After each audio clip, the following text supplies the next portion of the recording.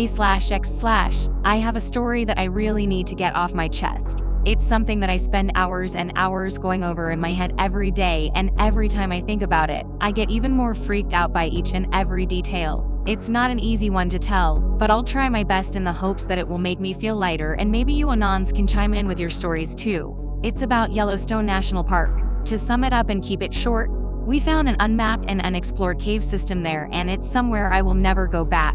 No one should ever go near it. I will green text from here. My boyfriend Alex was the person to tell me about this unexplored cave system. How he found out about it, I have no clue, but he was insistent that I go with him to explore it. I regretted agreeing to go with him the instant we made it there. I was planning on breaking up with him, but figured I'd give him one last good memory since he was so desperate for me to go with him. I think we both knew it was coming to an end, but I was the one who had to call it quits. We were in this cave, crawling on all fours with our stomachs almost pressed to the ground. The tunnel was extremely tight. I had a helmet on, and it was scraping incredibly loudly against the ceiling. Seemed like the passage was becoming narrower and narrower the further we went in. I couldn't even take a deep breath, it became so tight. I yelled for Alex and asked if he could hear me, but I didn't get a response. Weird. He was only a few minutes ahead of me at most. There wasn't even enough space for me to pivot and turn my body around, so I couldn't go backwards if I wanted to. The only way back out would be to push myself backwards through the passage, which means I wouldn't be able to see what's behind me at all. I had to pause and concentrate on not freaking out. I kept taking deep breaths again and again because having a panic attack in this place was the last thing I needed. All I needed to do was keep going, and then I would see Alex, and everything would be okay. After a few minutes of crawling, the tunnel opened up into a chamber that was low but wide. I just simply laid on my back for a few minutes, trying to suck in as much air as I possibly could. I was so relieved to have made it through. While I was on my back, I noticed that there was a ton of stalactites hanging overhead and that there was a lot of flowstones on the walls. I heard Alex shout for me all of a sudden. His voice immediately filled me with relief and a feeling of safety. He told me he found a shaft that must have been at least 200 feet. His shout sounded like he was a decent distance away. I finally managed to push myself up off of the floor and made my way over to where he was. He was crouched down next to a hole in the middle of the chamber. The hole was a wall of blackness. He was already preparing to go straight down it without a moment of thought. He already had his harness on and was pulling rope from his backpack. I was worried at this point and didn't really want to go any further. I told him that maybe it wasn't such a good idea to go any deeper considering the place had not been mapped out, but he just laughed it off and basically told me to shut up and stop worrying. I tried again with him, trying my best to let him know that I didn't want to go any further. I told him about not having enough water, that we might get lost and never be found, or one of us might have an accident and not be able to get help. No response. He was too focused on what he was doing. I just glared right at him. This is exactly why I was done with him. My opinions were never worthy of his time, and every time I ever had any sort of worry or complaint, he'd say it was just my anxiety and wave it away. He never ever took me seriously.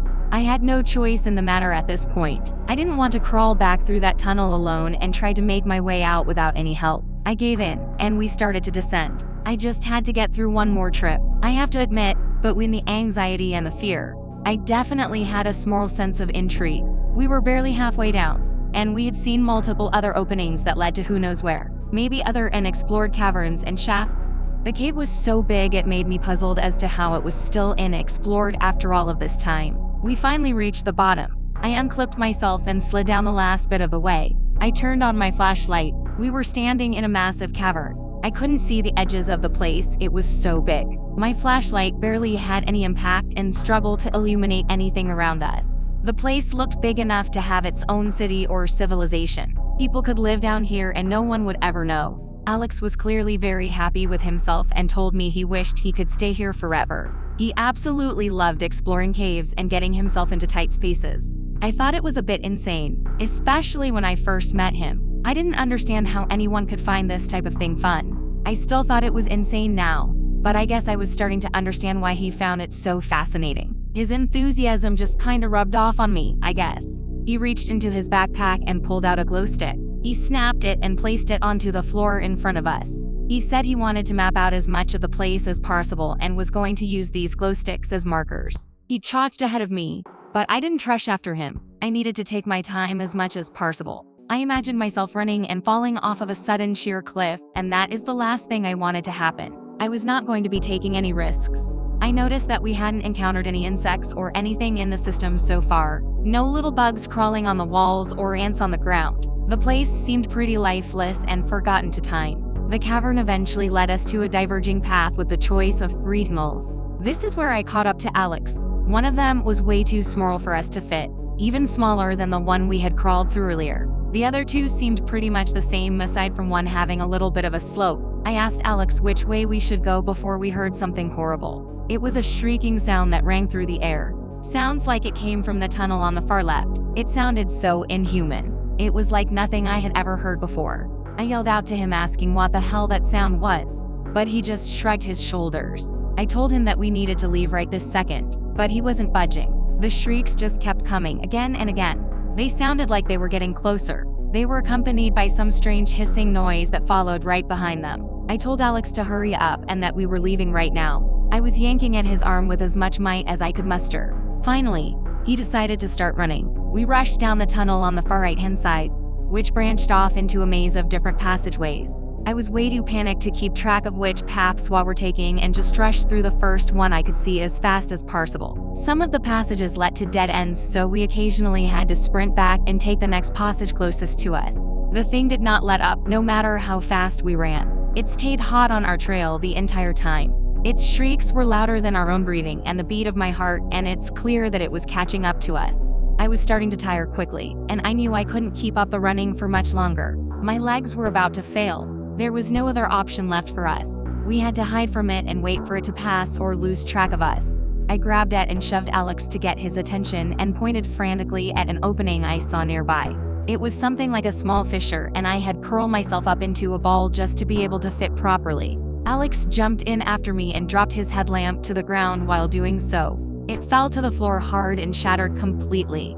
Our only source of light was gone. We were trapped helplessly in the darkness. I pushed as deep into the fissure as I could until I could no longer move. At some point, how much time exactly had passed, but the shrieks of whatever it was stopped. I hoped and prayed so hard that it had left already. Suddenly, the thing rushed past us. Even with me being stuck deep into the fissure, I could feel the air being moved in the passage as it shot by like a bullet. It must have brushed against something as it caused a cluster of rocks to fall and hit the ground. Alex let out a raspy sigh. I managed to raise my arm up enough to be able to turn on my own headlamp. I didn't have my flashlight anymore.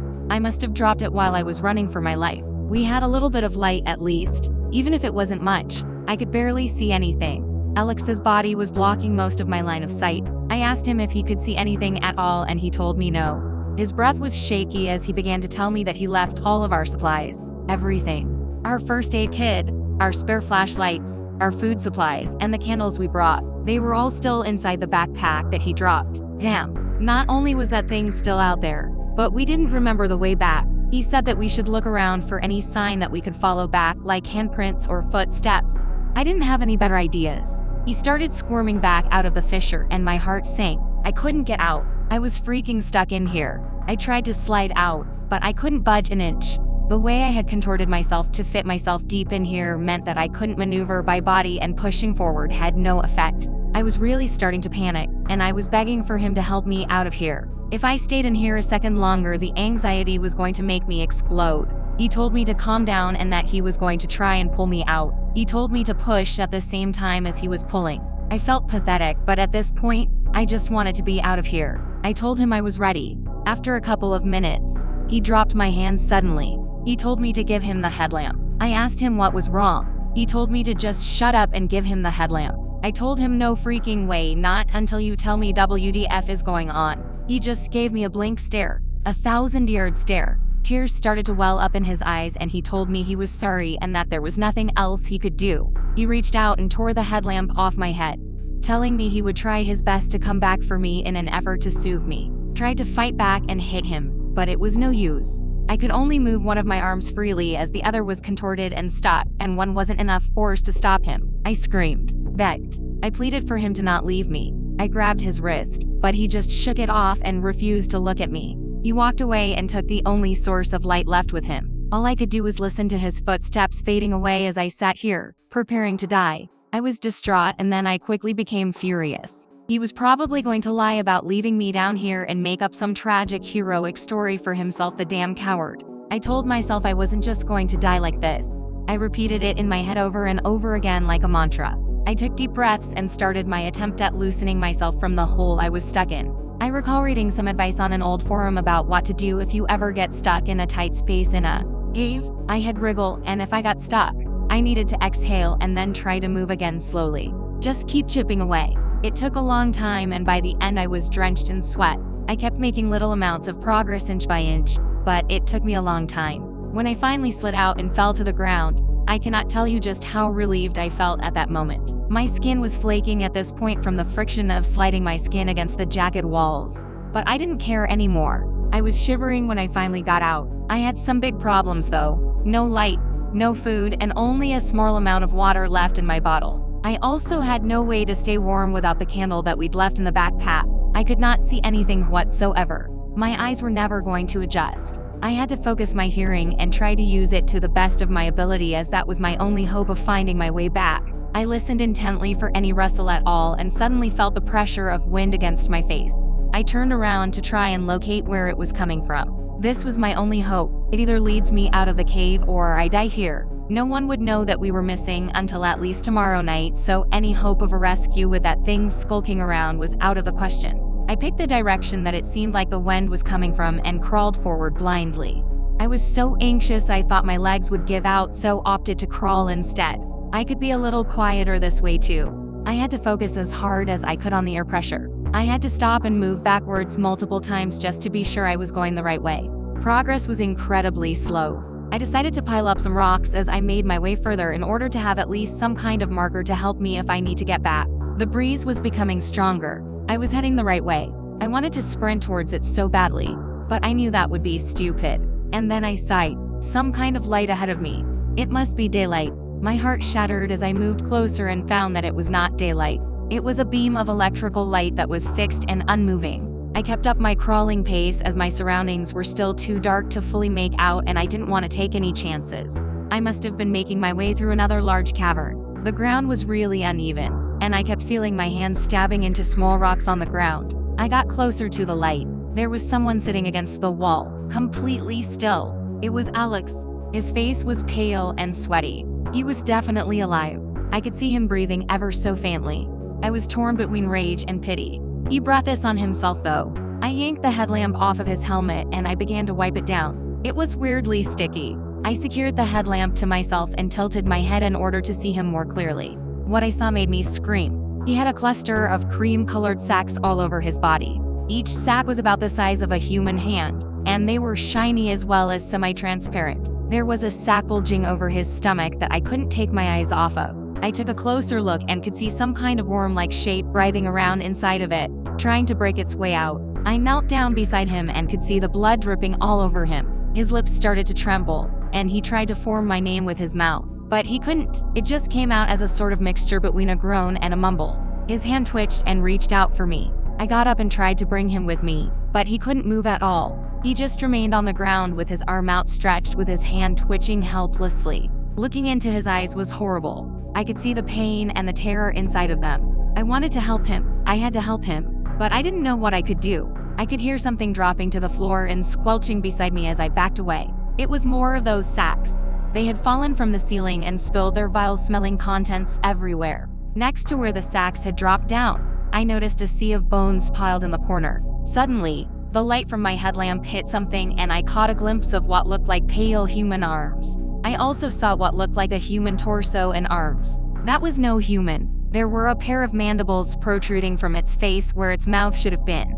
It turned its face towards me, and it had no eyes, just a pair of empty sockets. It rose to its full height before me and I saw that it had multiple segments to its body, like a centipede in human form. Each segment of its body had a pair of small legs attached that ended in claws that clicked against the ground as it moved. It towered over me and gave that same shriek from before. I tried my hardest to hold my breath and to stay as silent as possible. It darted towards Alex's body before scuttling to a different part of the cavern. It didn't know where I was just yet. It moves its face towards me at lightning speed out of nowhere. But I forced myself to hold my breath and stay still. It was inches from my face. My legs were shaking from pure exhaustion, and I knew I couldn't hold out much longer. Thankfully, it scuttled away once again and let out another shriek as it moved. I heard Alex scream from behind me all of a sudden. I whipped my head around to look at him, and as I did, I saw something erupt out of the egg sac on his stomach. It looked just like the huge creature I had seen, except it was smaller, a child.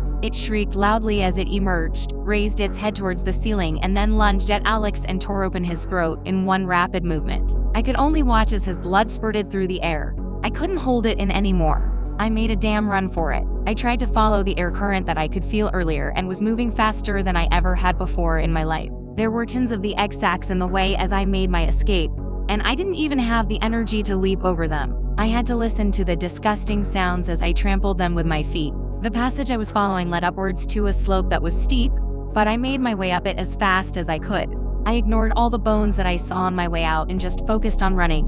All I could do was focus. I just didn't stop moving. Even when the passage got narrow and squeezed the air out of my lungs, I didn't stop moving. I don't know how much time passed with me running and climbing in the darkness. It felt like years. After squirming through yet another part of the passage, I finally saw daylight. I had to keep reassuring myself I was actually outside, really outside, that it wasn't all just a dream, and that I wasn't going to be rudely pulled back into that nightmare down below. I just wanted to go home to my bed, but I knew that I had to go to the police first. I didn't tell them anything about any creatures. I stuck to my story. Alex convinced me to explore this cave he found. He had an accident and hurt himself, and we got lost, and I came straight here to tell them. I told them exactly where the cave was. I told them every single little detail of my ordeal except for the creatures. Honestly, I don't think they believed me. Alex's family certainly didn't. They called me a murderer. The investigation lasted for a lifetime, and my mental health went into the gutter.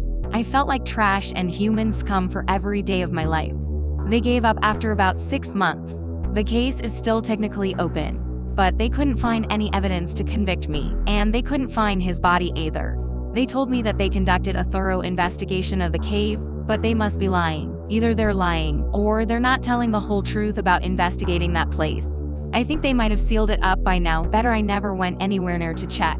I didn't feel safe outside anymore. If you have any questions I suppose I can answer. I don't know how much I can really tell you though. Anyone have any idea what those things could have been?